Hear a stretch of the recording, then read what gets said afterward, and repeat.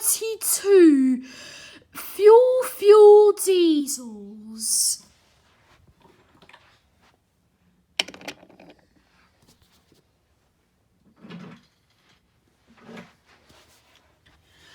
Sidney was not enjoying his second chance.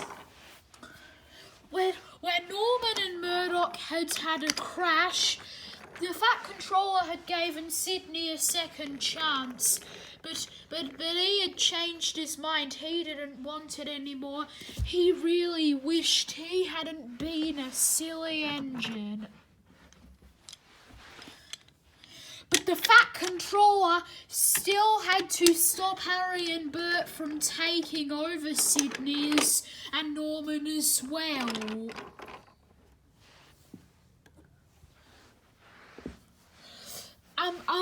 That night the Fat Controller walked up to the sheds.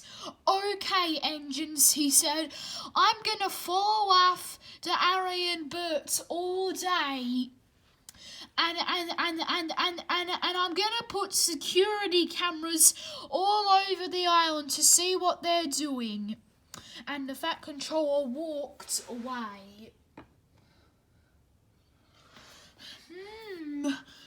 Said Emily. "I hope Arry and Bert don't take over the railway. That would be bad.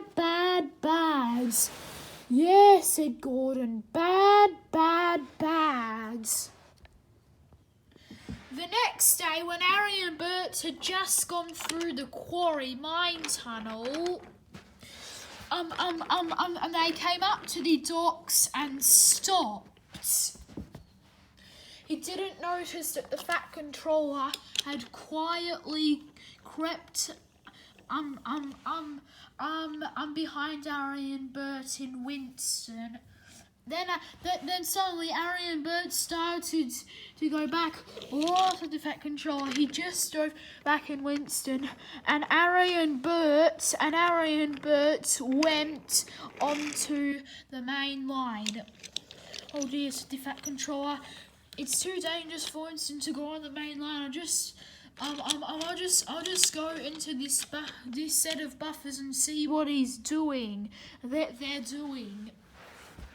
Arry and Bert were just rolling past the airfields. "Oh dear," said Jeremy. "I hope Arry and Bert don't ruin or try to take over the islands." When Arry and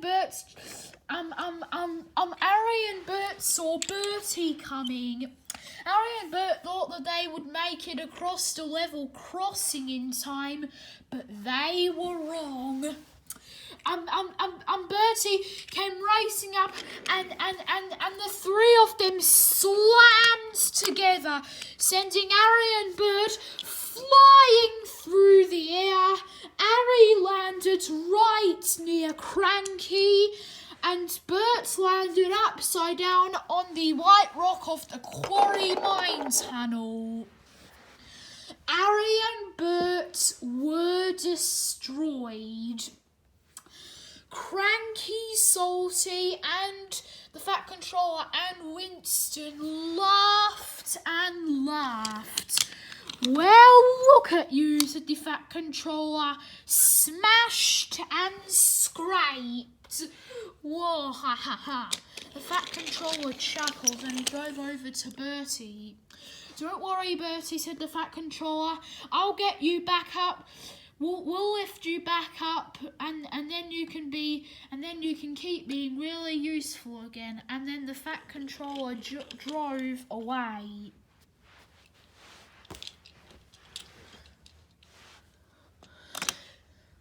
That evening, the Fat Controller came back to Tidmouth Sheds.